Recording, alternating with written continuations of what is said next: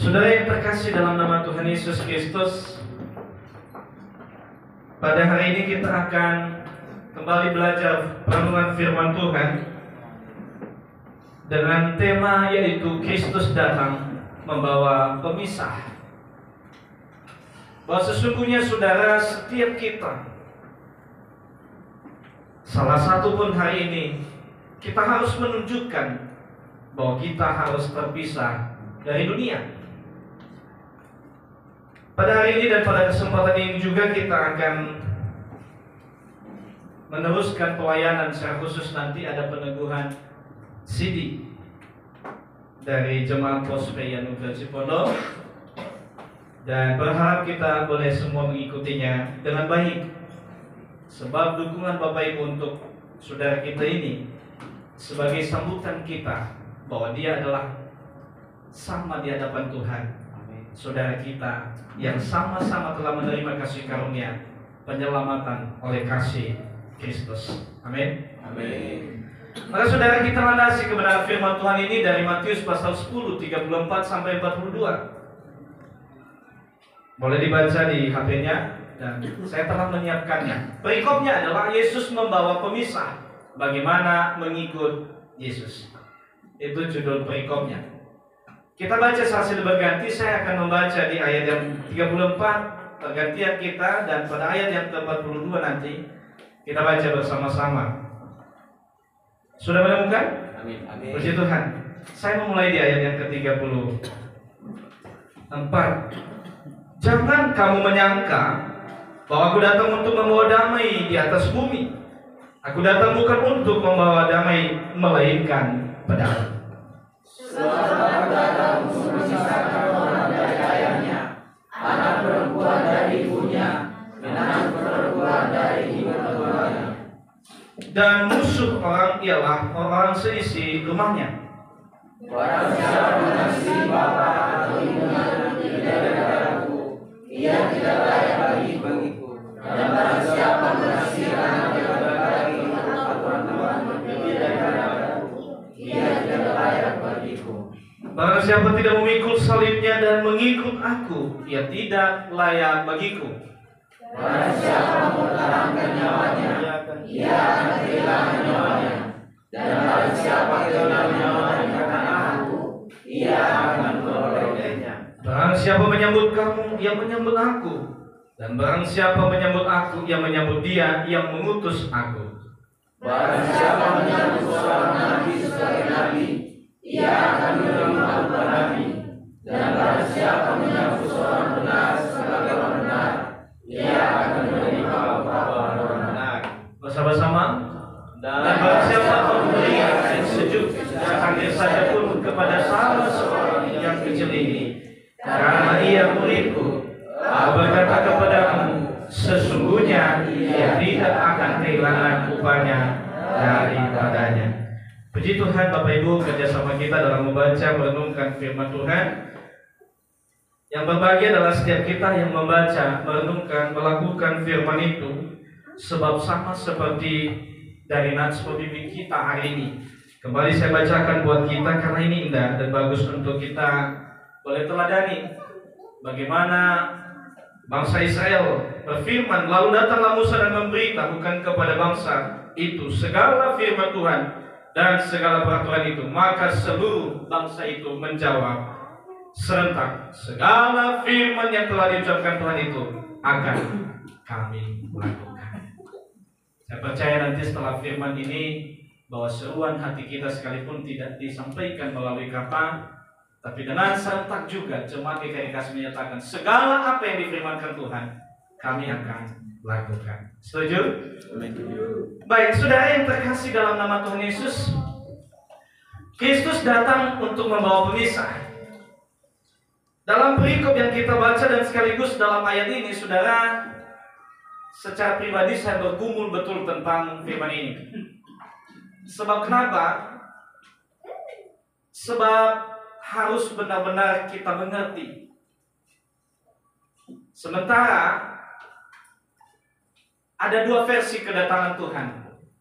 Pertama adalah pembawa damai, yang kedua adalah pembawa pemisah.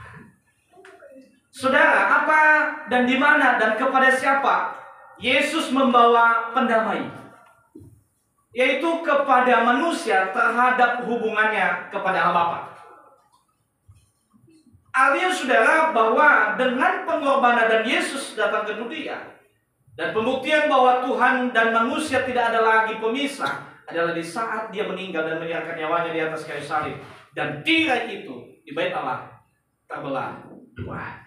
Itu adalah sebagai kenyataan dan sebagai simbol bahwa manusia dengan Allah telah diperdamaikan kembali oleh satu pribadi, yaitu Tuhan Yesus. Tetapi bagaimana kita dengan manusia dan alam sekitarnya dan termasuk dengan kehidupan dunia? Saatnya lah firman Tuhan menyatakan bahwa dengan manusia yang lain, kita dan Yesus datang membawa pedang dan pemisah. Jangan nanti ada versi yang mengatakan berarti Yesus datang itu membawa masalah di dalam dunia. Ini versinya, saudara. Makanya saya belajar terus tentang firman ini beberapa hari dalam minggu ini. Artinya saudara, itu dulu yang harus kita ketahui, bahwa Yesus memang datang untuk membawa damai.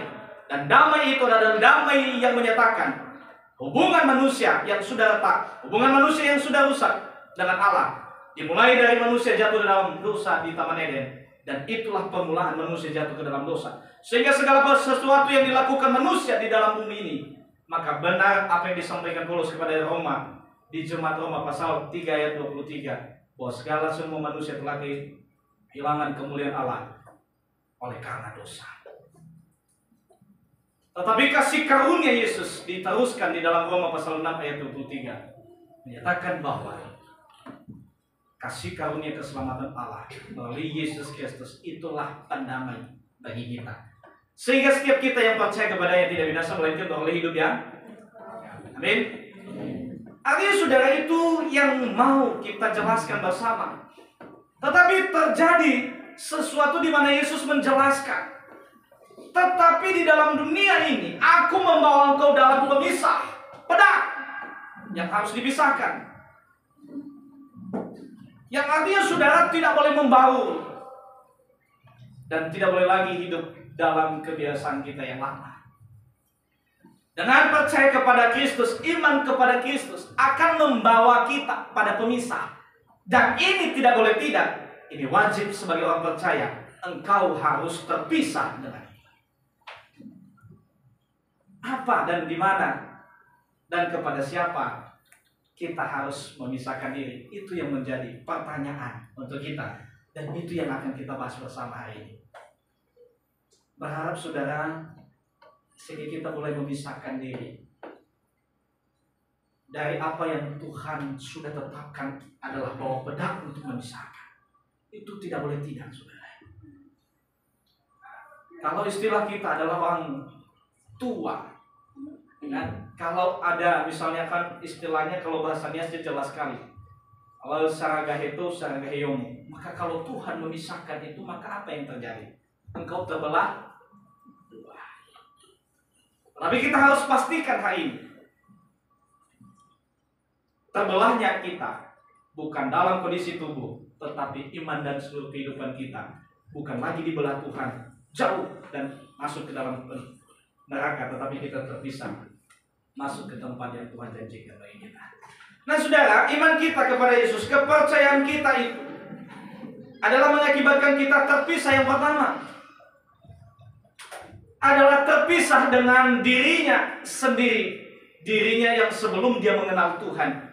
Setelah dia mengenal Yesus, percaya kepada Yesus, terpisah dirinya kembali dengan itu. Apa yang harus kita pisahkan, saudara? Bahwa kita harus terpisah dengan segala kehidupan kita yang lama, termasuk dosa dan akibat segala sesuatu yang kita kerjakan. Firman Tuhan di dalam ayat 39, ayat 38.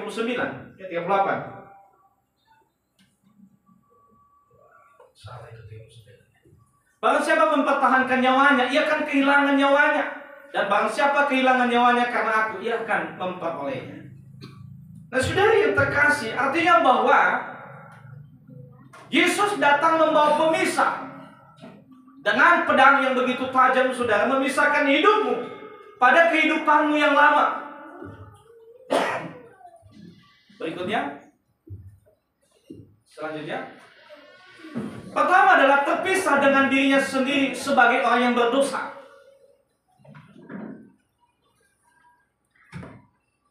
Tuhan membawa pedang di atas itu semua, agar artinya terpisah. Kehidupanmu tidak lagi kembali, saudara. Sama seperti Taman Eden dipisahkan Allah dengan api. Sesaat manusia diusir dari Taman Eden. Seperti itu juga kembali Tuhan membawa kita ke Taman Eden. Dan Tuhan membawa pemisah kembali, yaitu api dan pedang, yang tidak boleh sama sekali engkau kembali ke sana. Saudara, itulah Taman Eden kita sekarang bersama dengan Kristus. Artinya dia membawa pemisah yang sebelumnya manusia jatuh dalam dosa. Begitu manusia diusir dari Taman Eden setelah jatuh dalam dosa, maka saudara, Tuhan membuat pemisah api, memisahkan manusia kembali, sehingga manusia tidak bisa masuk ke Taman Eden, taman yang suci, taman yang mulia, taman yang diberkati oleh Tuhan. Nah, itu memisahkan diri, saudara. Artinya terpisah kembali kita. Sama seperti itu juga Yesus lakukan pemisah bagi kita. Dia membawa kembali kita dari dosa itu ke Taman Eden. Ini secara contoh ya, ilustrasi. Dia membawa kita ke Taman Eden, dan saatnya Tuhan membawa pedang ke sana. Secara tidak langsung pedang itu sama seperti api, yang sama sekali tidak boleh lagi kembali ke sana, saudara. Dan itulah penebusan Kristus, yang artinya sudah yang mengangkat kamu kembali, menyucikan kamu sehingga kamu bisa ke taman yang mulia, taman yang suci. Dan itulah kehidupanmu. Makanya Yesus lakukan sebuah pembicaraan, penjelasan kepada Nikodemus di Yohanes 3 ayat 1-16. Dia menjelaskan, jika seseorang tidak dilahirkan kembali, ia tidak akan melihat kerajaan Allah. Dan saatnya kita yang sudah dilahirkan kembali, Tuhan membuat pemisah. Sebab apa? Kita adalah orang-orang yang akan menerima kasih karunia, melihat kerajaan. Ada amin kan? Amin. Makanya kenapa harus kita laksanakan baptisan itu di GKI Kasih? Sebab contohnya adalah baptisan selam, dan kemarin kita sudah melaksanakan baptisan itu pada hari Selasa. Sebab kenapa, saudara? Itu adalah simbol. Jika kita tenggelam, itu artinya kita mati bersama manusia dan dosa kita yang lama. Begitu kita naik ke atas, saudara, dengan iman kepada Yesus, engkau adalah manusia baru, dan engkau telah dilahirkan kembali. Sehingga berharap nanti yang sudah disediakan tidak lagi kembali ke taman, maksudnya ke kehidupan yang itu memisah, saudara. Itu yang dipisahkan, saudara. Dan saya berharap Bapak Ibu sudah memisahkan diri dengan kehidupan manusiamu yang lama selama ini. Amin. Amin. Kalau belum, artinya ikuti lagi katekisasi sini. Kita sudah mulai ya, kita akhir bulan ini pengajarannya, sehingga dibaptis ulang. Enggak, janganlah. Nanti dibilang, wah masa gereja kasih baptis ulang. Bagaimana itu? Maksudnya saudara, ikuti pengajarannya. Mungkin selama ini, sekaligus ini promosi pengajaran katekisasi.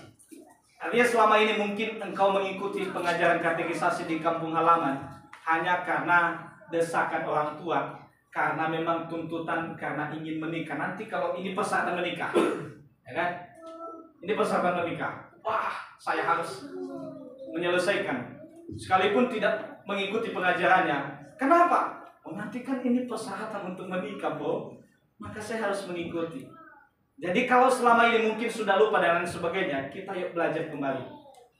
Bukan rugi, saudara. Kita justru mendapatkan pengajaran baru tentang kebenaran firman Allah. Kita melayani itu. Bukan hanya yang akan dibaptis, tetapi semua jemaat Tuhan.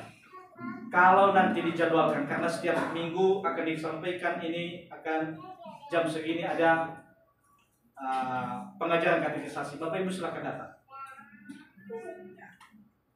Karena itu lebih baik daripada seminar-seminar di luar sana. Ya, Yang notabene adalah ini bermasalah tentang hidup surgawi. Amin. Nah saudara, artinya terpisah dengan dirinya, terpisah dengan kehidupan yang lain sebelumnya, terpisah dengan segala karakteristik. Selama ini notabene adalah selalu menuju kepada dosa dan selalu membuahi dosa. Dan itu yang Tuhan mau membawa pemisah kepada kita. Ia memisahkan kita dengan pedang, sehingga kau tidak lagi kembali ke tempat. Makanya saya teruskan di bagian yang kedua, terpisah dengan kehidupan duniawinya. Catatan di bawahnya, mengasihi dunia tidak layak bagi. Nanti kita akan bahas tentang mengasihi dunia. Itu versinya sudah. Artinya kalau selama ini kehidupan kita hanya fokus kepada kehidupan dunia, sehingga hanya karena rutinitas kita baru beribadah, Tuhan mau kita terpisah dengan itu. Bukan. Kalau orang India bilang ne, ya kan? Bukan seperti itu. Tetapi sesungguhnya adalah kehidupan kita dengan Allah itulah yang menjadi yang utama dan terutama.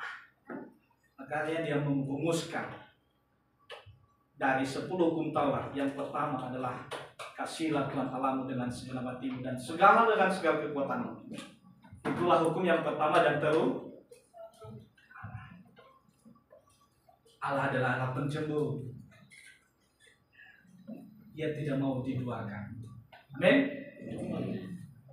Artinya saudara, mengasihi dunia, kehidupan kita itu harus terpisah, sebab itu tidak layak bagi Allah. Dan orang tersebut tidak akan melihat kerajaan Allah. Maka jangan lagi kembali menoleh ke belakang. Sebab pada saat engkau menoleh ke belakang, engkau akan mati. Sama yang terjadi kepada istri. Puji Tuhan, ada seorang yang menjaga. Kalau baca dalam Lukas itu, cari aja di pencarian ayat Alkitab yang terpendek di Lukas. Dan kedapatan itu, ingatlah akan istilah.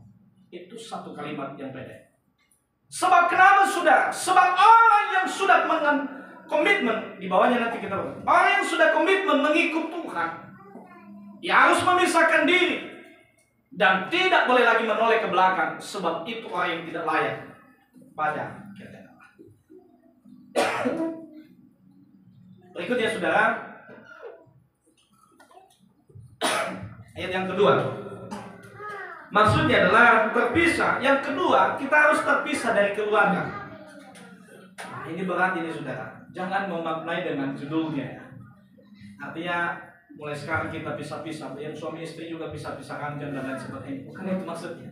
Nanti tetap diterjemahkannya begitu. Itu Pak Pendeta sudah kasih judul terpisah dari keluarga. Saudara, karena saya sudah melakukan pemisahan ini, dan saya berani lakukan itu di hadapan Allah di rumah Tuhan pada saat itu. Karena apa? Karena saya tahu ini adalah firman Allah. Sewaktu itu ada bukan jemaat kita, justru orang Islam, dia datang ke sini. Kehidupan keluarganya, dia sudah bertobat jadi Kristen, tetapi kehidupan keluarganya lebih buruk, sehingga mendesaknya melakukan dosa setiap hari. Sehingga saya bilang ini firman Tuhan, pisahkan lagi. Nah, saudara, tetapi memisahkan itu terikat lagi dengan firman Tuhan yang lain. Jadi tidak mudah juga. Sehingga saya jelaskan akurat kepadanya. Walaupun nanti Roh Kudus yang lebih akurat kepadanya. Saya bilang kau memisahkan dirimu dengan keluargamu dan suamimu dan anak-anak. Tetapi pada akhirnya engkau harus menjaga kekudusan pernikahanmu.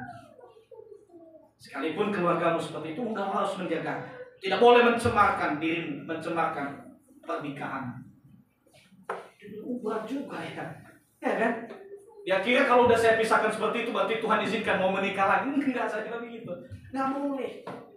Maka jika itu adalah keputusan dan memang harus engkau memisahkan diri. Tapi pada akhirnya engkau harus menjaga kekudusan pernikahanmu.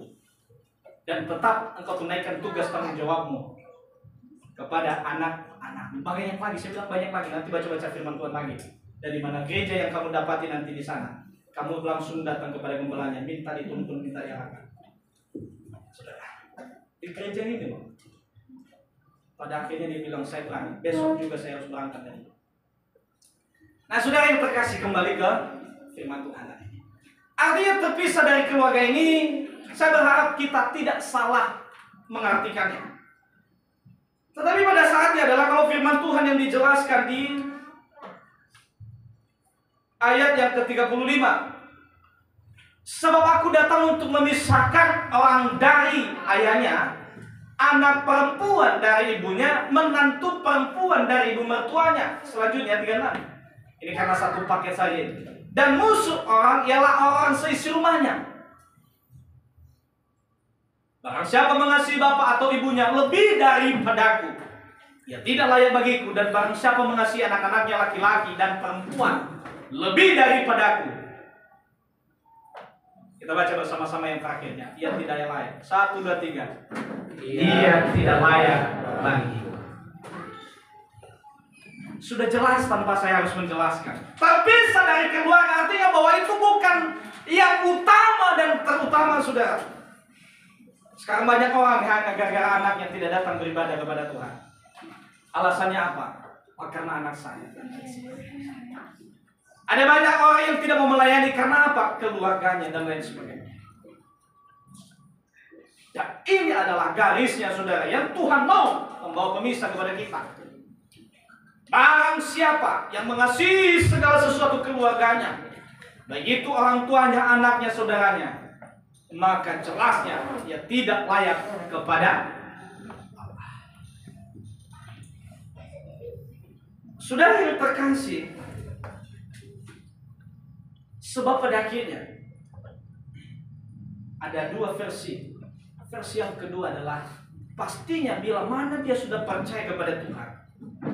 Itu yang sering kali kita lihat sekarang ini, bahwa pada akhirnya banyak akan yang dibenci, diusir oleh keluarganya, ditentang oleh keluarganya. Maka setiap orang yang mengikut Tuhan pasti akan terjadi dan melewati itu. Berikutnya, saudara, kita akan melihat ya, bahwa terpisah dari keluarga pastinya engkau akan menerima bahwa engkau akan dibenci keluarga. Masih mending kita, karena kita lahir dari sejak ini terjadinya ini bagi orang yang mungkin di saat usia remajanya dia bertobat dan percaya kepada Yesus.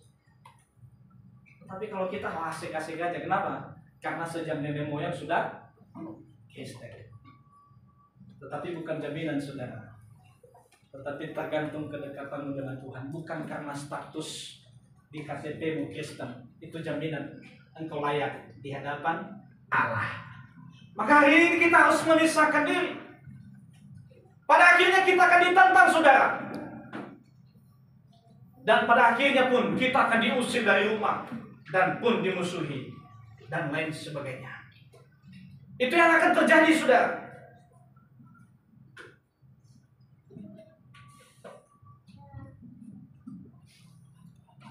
Firman Tuhan dalam 2 Korintus pasal 6 ayat 17.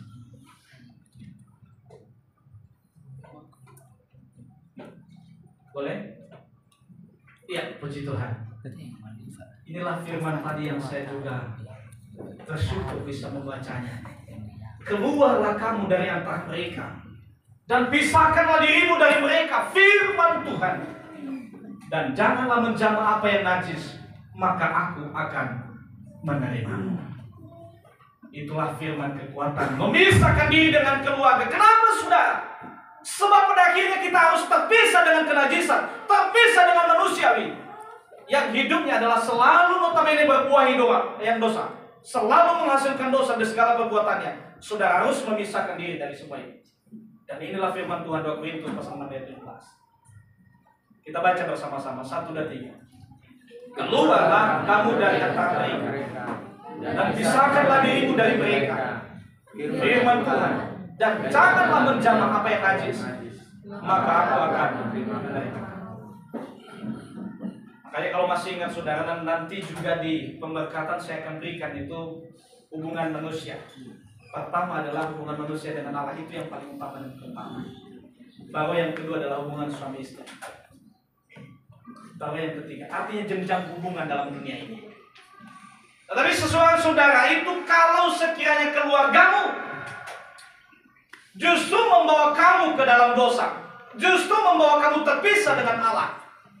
Maka itulah yang Tuhan tegaskan hari ini. Ia membawa pemisah itu, dan kamu harus memisahkan diri. Maka firman Tuhan peneguhan di 2 Korintus pasal 17, keluarlah, keluarlah, keluarlah kamu dan pisahkanlah dirimu. Sebab apa saudara? Jangan sampai kau menjamah, apalagi memakan apa yang najis di hadapan Allah. Amin. Amin. Karena firman Tuhan, maka aku akan menerima saudara. Jika engkau sudah memisahkan diri sendiri, itulah maksudnya. Itulah maksudnya dari firman Tuhan, memisahkan diri dari keluarga. Bukan berarti saudara nanti langsung yang sudah punya suami istri berpisah ranjang, dan yang saudaranya sudah dari dulu satu kontrakan, akhirnya beda kontrakan. Kenapa? Karena tadi firman Tuhan bilang kita harus berpisah dari keluarga kita. Oh saudara, itu bukan dari maksud itu. Jadi itu artinya terpisah dari keluarga saudara. Maka kita harus berani melangkah, meninggalkan pun keluarga kita apabila keluarga kita tidak sepaham pada kebenaran firman Allah. Setuju? Setuju. Iya, masih menit sekarang. Tetapi ada saatnya nanti. Berikutnya adalah saya akan percepat saudara, mudah-mudahan lebih cepat dari apa yang saya pikirkan. Amin. Bukan. Yang ketiga adalah perlakuan yang tidak adil. Saudara, imbas akibat dari kita yang percaya kepada Tuhan Yesus dan mengiring Yesus dengan sepenuh hati, engkau akan menerima perlakuan yang tidak adil di dunia ini. Tetapi bukan berarti nantinya saudara, kalau sudah engkau menerima itu, engkau mengatakan, oh Allah tidak melihat saya, Allah tidak peduli dengan saya. Ingat lagi kembali firman Tuhan, aku mengutus kamu seperti domba di tengah serigala. Jika engkau melihat selingkuhanmu menakutkan, jika engkau melihat selingkuhanmu mengancam, jika engkau melihat lingkunganmu sedang mengonggong seperti singa yang ingin mencari mangsanya, saudara harus lebih dekat kepada Tuhan. Sebab dialah yang mampu memberikan kita kemenangan melawan singa-singa, melawan setiap segala itu. Sebab bukan berarti domba itu tidak ada peluang untuk menang di tengah-tengah serigala. Tetapi bisa saja saudara, itu yang Tuhan ubahkan. Sekali lagi, tidak ada jaminan full. Tapi bila mana Tuhan yang menyertai kuasanya itu bersama dengan kita, saudara, sekalipun engkau melewati lembah kekelaman, engkau tidak akan takut. Sekalipun engkau disuruh di tengah-tengah serigala, sekalipun engkau domba, pada saatnya Tuhan membuat keajaiban. Yang selama ini dunia anggap bahwa serigala lebih menang daripada domba, tetapi di hadapan Allah, di saat kita sudah menyerahkan diri sepenuhnya kepada Allah, Tuhan buat kembali sejarah dunia bahwa domba menang atas serigala. Dan Tuhan mau saudara, selama beribu-ribu tahun, bahwa kuasa dosa menang atas kehidupan manusia. Dan itu yang menjadi kebanggaan dunia selama ini. Sebab kenapa saudara? Dosa telah memenangkan manusia. Dengan ini Yesus membawa pemisah. Saatnya kita menang atas dosa itu. Amin. Karena pada saatnya saudara, pemberitaan firman Allah dan kebenarannya akan mendatangkan perlawanan, perpecahan, dan penganiayaan. Maka jangan heran saudara, sekalipun kedaulatan Indonesia, namanya kedaulatan itu hak yang tidak boleh diganggu gugat. Termasuk presiden pun tidak berani. Itu namanya kedaulatan. Dan kedaulatan NKRI apa? Kita berhak bebas beribadah, dan itu tercatat dalam Undang-Undang 145. Yang sudah sekolah pasti tahu tentang itu. Artinya sudah kebebasan. Tetapi kenapa saat ini kita melihat ada perlawanan, ada perpecahan, saudara? Dan itu adalah Tuhan sudah menubuatkan bahwa itu akan terjadi. Karena saatnya kita harus terpisah. Amin. Selanjutnya adalah yang keempat, komitmen dan keputusan mutlak. Kekuatan duit, karena ngerjainnya jam 12 malam itu sampai jam 2. Artinya saudara, dalam mengikuti Yesus, maka kita harus ada komitmen. Itulah pemisah kita, dan itulah pedang yang harus dibawa Tuhan untuk memisahkan kita. Ada komitmen yang tidak boleh kembali. Artinya tidak boleh menoleh ke belakang, saudara. Di awal tadi sudah dijelaskan bahwa setiap orang yang melihat ke belakang, kalau orang itu sudah membaca, itu tidak layak di hadapan Allah. Dia akan mati sama seperti istri Lot. Tidak lagi kompromi dengan dosa. Wajib pikul salib. 3839. Kita baca, saudara. Barang siapa tidak memikul salibnya dan mengikut aku, ia tidak layak bagiku. 39. Barang siapa mempertahankan nyawanya, ia akan kehilangan nyawanya. Dan barang siapa kehilangan nyawanya karena aku, ia akan memperolehnya. Ada komitmen, saudara. Kenapa harus ada ayat ini?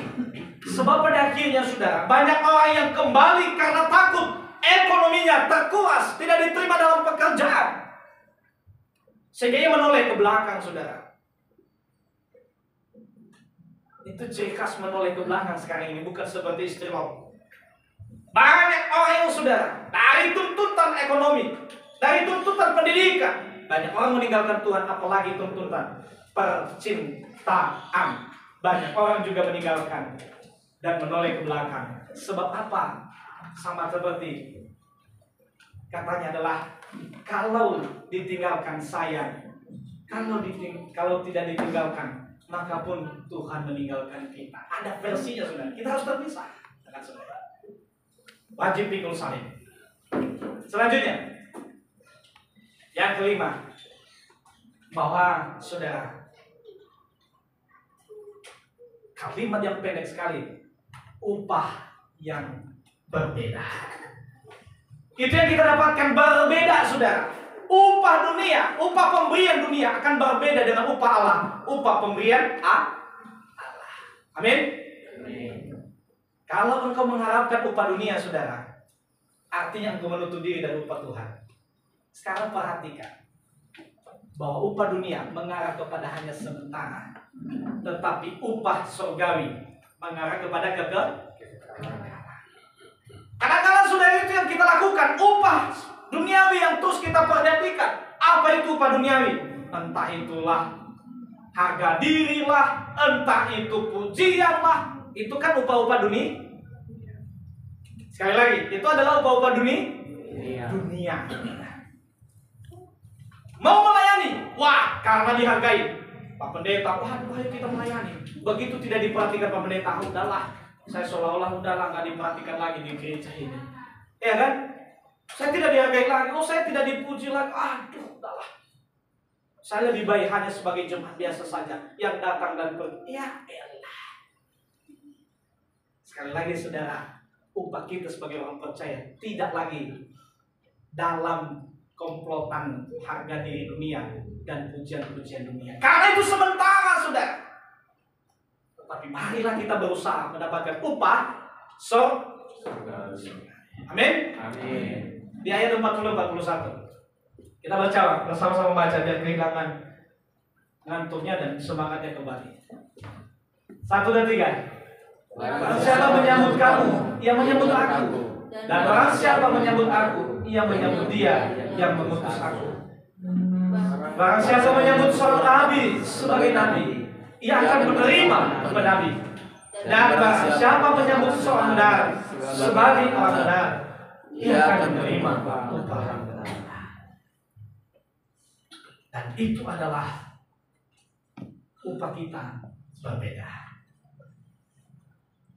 Kalau ternyata engkau tidak dihargai, katakan dalam hatimu, itu bukan upah saya. Setuju? Dimanapun, saudara, jangan jadikan semangatmu, semangat kerjamu. Di saat kita sebagai karyawan, engkau tidak diperhatikan oleh bosmu, engkau tidak dihargai oleh teman-temanmu, engkau dikucilkan, saudara harus tetap bekerja. Karena, saudara, upahmu Setuju? Maka jelas ada seorang pendeta yang sangat saya diberkati. Saya dulu sudah sampaikan di pemuda kemarin. Dan ada yang sudah menonton tentang itu. Dia katakan apa? Kalau gajimu 3 juta, maka kamu harus bekerja seolah-olah digaji 6. Kalau gajimu 5 juta, bekerjalah seolah-olah engkau digaji 10 juta. Kalau engkau digaji 10 juta, bekerjalah seolah-olah digaji 20. Luar biasa, saudara. Artinya, jangan justru sebaliknya. Engkau digaji 5 juta, tetapi engkau bekerja seperti digaji 1 juta. Saatnya kita mempermalukan. Saudara, kamu mau tanya tentang peribahasa seorang pendeta itu, boleh nanti. Kita teleponan atau bertemu muka sambil ngajak di warung kopi, silakan. Saya akan menjawab. Apa maksudnya? Kita kalau digaji 3 juta, harus bekerja seperti digaji 6 juta. Ada yang penasaran? Karena saya udah bawa di warung kopi, jadi gak ada yang bilang ada. Coba tadi kalau saya bilang lewat telepon aja, maka mungkin ada yang bilang ada. Tetapi begitu saya ajak di warung kopi, berat juga ya. Waduh, nanti kalau ajak makan Pak Pendeta bisa 2 piring, 3 piring. Tekor juga gaji saya seminggu. Itu kepikiran. Baik saudara yang terkasih. Di ayat yang ke-42. Dan barang siapa memberi air sejuk secangkir saja pun kepada salah seorang yang kecil ini, karena ia muridku. Karena itu, saudara, aku berkata kepadamu, sesungguhnya ia tidak akan kehilangan upah daripadanya. Saya tidak meneruskan sekali ini, karena sesungguhnya adalah ini kepada orang yang dipercayakan Tuhan, yang melayani. Apabila kita menghargai melayani orang itu, para nabi, orang benar, termasuk tadi adalah murid-murid Yesus, pada akhirnya pun saudara, upah seorang murid engkau mendapatkannya. Kalau engkau mengiri Yesus sepenuhnya, maka sudah upah kekekalan itu akan menjadi bagianmu. Ayat penutup untuk kita baca bersama-sama. Dalam Yesaya pasal 32 ayat 17. Dalam hitungan yang ketiga kita bersama-sama. 1, 2, 3. Di mana ada kebenaran, di situ akan tumbuh dan damai sejahtera. Dan akibat kebenaran ialah ketenangan dan ketentraman untuk selama-lamanya.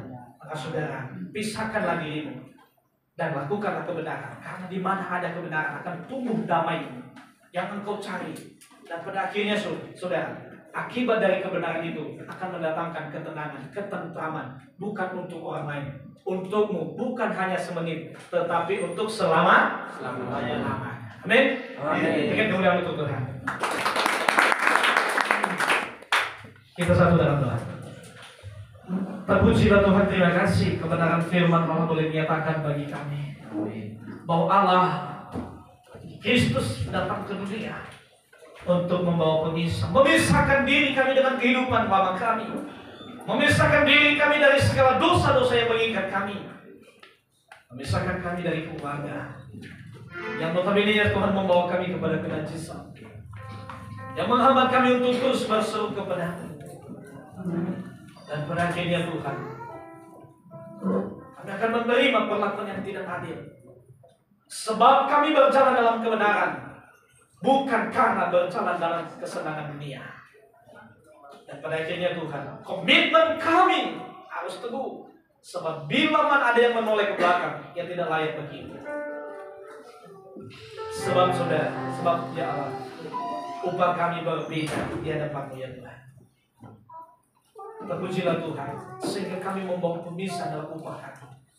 Sekalipun dunia tidak menghargai kami, sekalipun dunia tidak memuji kami, sekalipun dunia tidak memberikan penghargaan yang terbaik untuk kami di dalam mengikuti Yesus, tetapi sebagai orang yang diteguhkan hari ini, upah kami berbeda. Terpujilah Tuhan, terima kasih yang membuka batas dalam memberikan firman. Tetapi Allah yang terbatas akan terus membenahi kami. Firman Allah akan terus menembus hati kami, mengubah setiap karakter dan sifat kami, memisahkan kami dari segala kehidupan yang tidak berkenan kepada-Mu. Sebab Allah sudah membawa pedang itu Tuhan, sehingga kami orang-orang yang diperkenankan, yang mendatangkan kebenaran, dan mendatangkan damai, sehingga menghasilkan ketenangan dan ketentraman sampai selama-lamanya. Terpujilah Tuhan, bagimu hormat, puji dan syukur kami. Terima kasih untuk kebenaran firman-Mu. Layak disembah, ditinggikan melalui kehidupan kami sekarang sampai selama-lamanya. Amin. Kami telah dengar